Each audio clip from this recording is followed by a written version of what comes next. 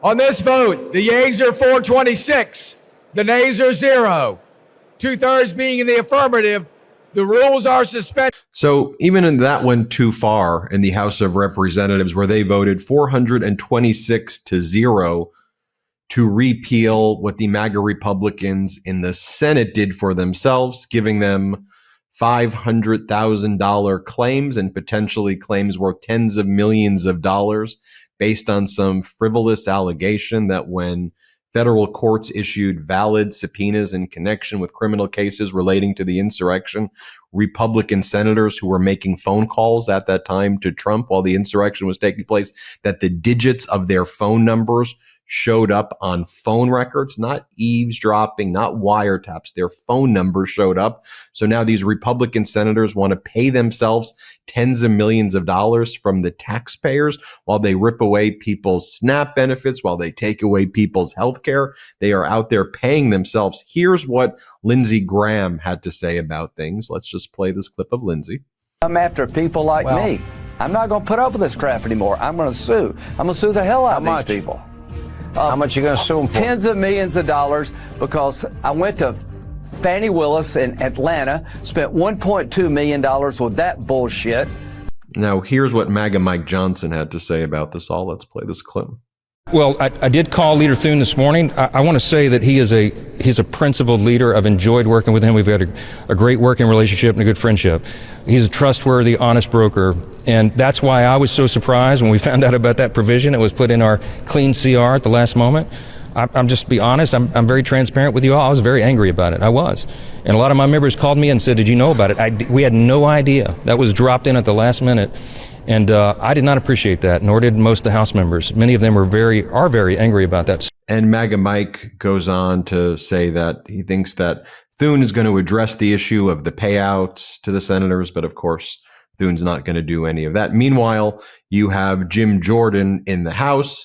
Jim Jordan says this with Larry Kudlow. Play this clip.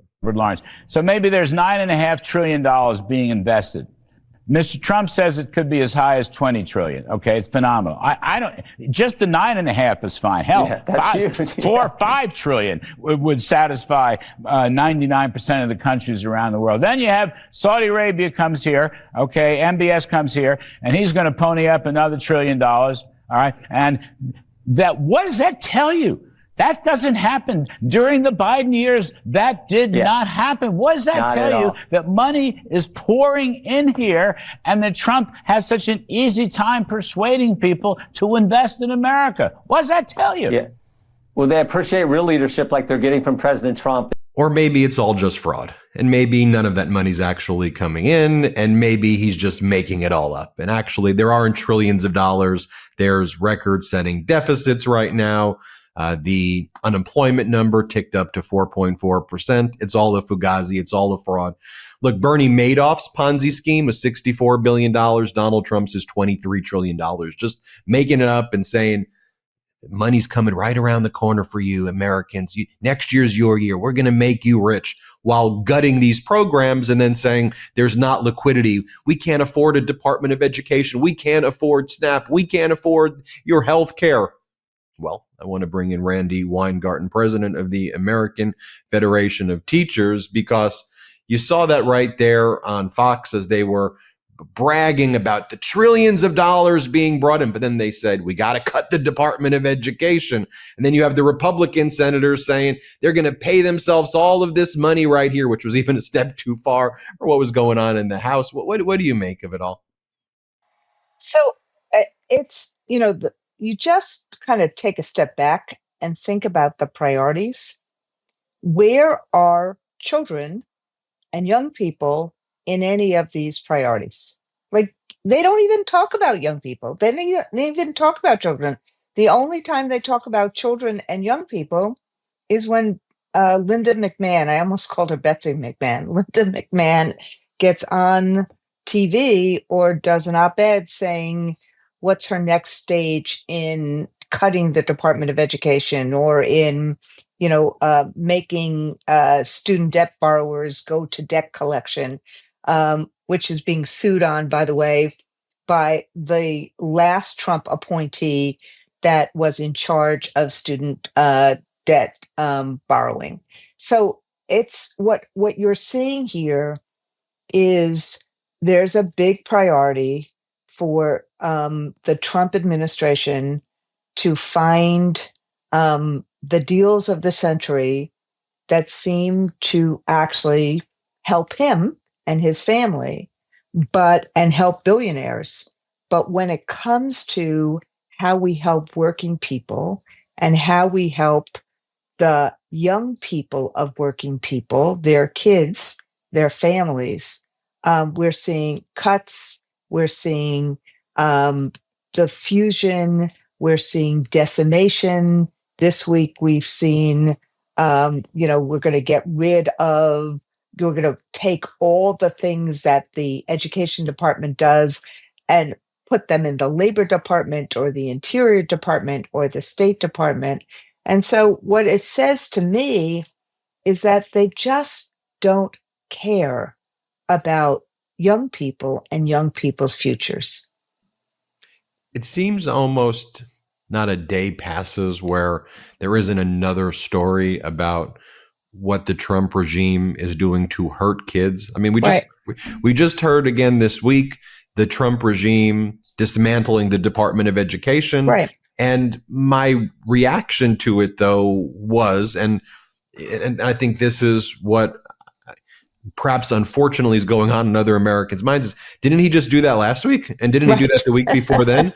And I knew it was a story, but where I was confused is it seems every week there's the story of him. So help me understand it, though. Right. Like, is he super serious this time? But then before he did, like I know there's a lot of litigation blocking it and there's different maneuvers taking place, but it seems like every week the White House comes out with another announcement of how it's destroying the Department of Education or harming kids. Exactly. So look, there's so many of these stories. Like, let me just take a step back and say, I have not heard them get up and say one thing that they're going to do that helps children. I've heard them say, we're bringing education back to the states, but the states already do education. And I only hear them criticizing everybody else and using it to justify them eliminating the Department of Education. This week, this is what they did. And then I'll go back to what they did last week and last month and the month before. What they did this week was they said that basically all the functions that happen for younger kids and for Fulbright scholars, they're going to move somewhere else. So they're going to move all of the education funding to the Labor Department. They're going to move the Bureau of Schools on Indian Reservations to the Department of Interior. They're going to move the Fulbright scholars to the Defense Department.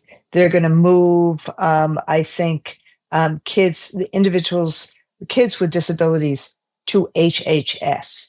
Now, I would just say to you, Ben, that in a normal world, like particularly since my members really hate bureaucracy, so in a normal world, you'd sit down with people and you'd say, what would be more efficient? Maybe it is more efficient to move career tech ed to labor and to have real pathways, of work-based learning combined with high schools. Maybe that does make sense. Maybe it does make sense to move schools on Indian reservations to the Bureau of Interior because that's where things are governed. Some of these things might make sense, but as you said, every week it's about just getting rid of these programs, dispersing these programs, not having anybody to work on them. So literally this is what I look at as somebody who represents educators and works with students all the time.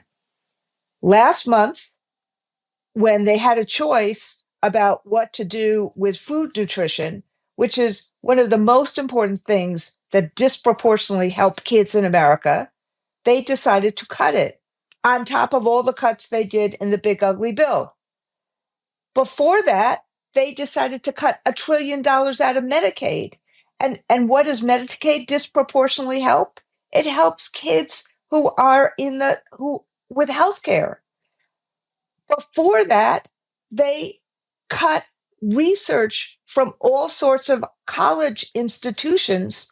And what does that mean? Like we've had to go to court, but literally $1 billion out of Harvard, $2 billion out of University of California. How does anybody make that up?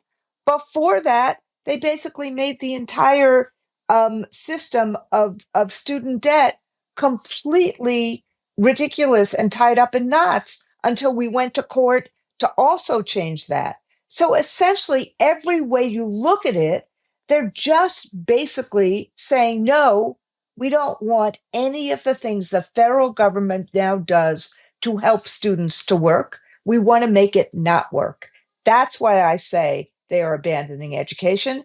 And then every week or two, they come up with something culturally to say, we're getting rid of the Department of Ed. What's the political calculation that you think they're making, if any? And I'm not asking you to fully get into the head of the cruel and unusual, but I mean it in this sense. Kids are part of families. Families, Democrat, Independent, Republican, don't care about politics, whatever. So the cruelty that's being inflicted is not, although perhaps in Trump's warped mind, frozen back to the future in some prior land, he thinks that he's just harming Democrat programs, or he's framed it. These are the Democrat programs, SNAP, and the Democrat programs, Obamacare, and the Democrat programs, education. Perhaps that's what he's thinking, but he's killing and hurting and torturing his own people too, Right. and independents. And we're seeing massive independent swings to the Democrats because they're saying, well, you're hurting me. Like, you're hurting me and I need someone who's going to help me. That's the point of government, not to like make my life worse or kill me. I think it's three reasons, because frankly, you're totally right. This doesn't make sense, particularly since take Mississippi, which voted overwhelmingly for him.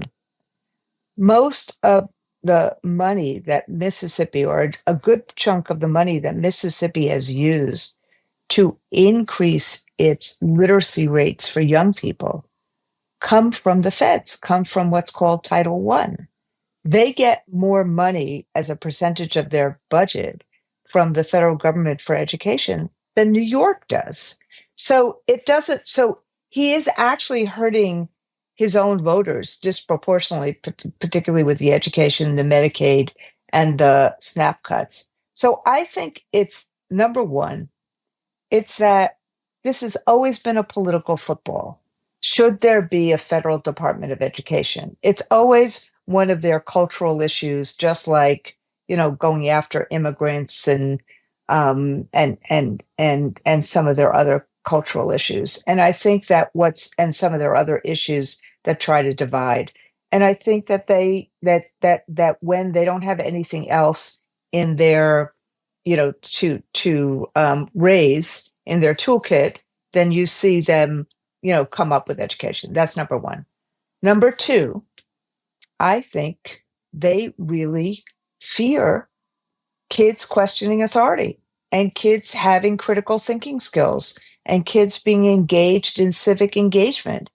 And number three, and you see this with all the voucher moves and everything else, think about the difference between what happens when you have kids who are happy in school, who actually work with each other, engage with each other, families see public schooling as the center of their community, versus what seems to be the Trump agenda of divide, isolate, create fear, and create apathy.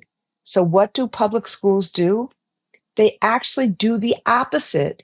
They bring people together, people who are diverse. They say, let's actually figure out how to live with each other, how to work with each other. They create the habits of democracy, the habits of society, the habits of hope. So I think it's political for them.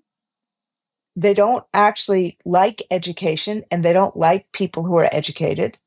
And number three, they really, really, really don't like when we bring people together as a society to say that together we can do things better than if there's fear mongering, isolation, or apathy. I want to remind everybody to get a copy of your book, which we talked about last time, but it's equally as relevant now, tomorrow, yesterday, forever. It's called Why Fascists Fear Teachers, Public Education, and the Future of Democracy. Everybody get a copy of your book. Before we go, any final message to the Meidas Mighty, our 6 million subscribers out there? So, look, we're fighting for public education. We're fighting for schools to be the best they can be. We're fighting for every parent to have schools that they want their kids to go to, that they're happy in, that their kids are happy in, that teachers are happy in. We know that schools are foundation stones for democracy. So I just want to say to all of your followers, all the Meidas Mighty, thank you for all that you do to protect a democracy, to stand up for each other, and all that you do to make sure that public education is the foundation stone of democracy. We're going to do our part, but we can't do it alone. So I just really want to thank your subscribers for actually being out there, fighting for democracy and fighting for public education. Randi Weingarten, appreciate you as always. Appreciate you. Everybody hit subscribe. Let's get to 6 million subscribers. Want to stay plugged in? Become a subscriber to our Substack at MeidasPlus.com. You'll get daily recaps from Ron Filipkowski, ad-free episodes of our podcast, and more exclusive content only available at MeidasPlus.com.